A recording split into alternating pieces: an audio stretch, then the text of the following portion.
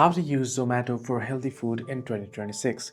Well, hello everybody, welcome into the channel. Let me guide you through cooking easy and how you can use Zomato for healthy food in 2026. Well, simply proceed to install Zomato and open it up and log into your account. Now, once you're signed into your account, all you got to do is you want to head into the healthy foods section that you shall get within the application to order healthy foods. And here, so you can see it is centered around the healthy mode feature, which filters for nutritious options. And as you can see here,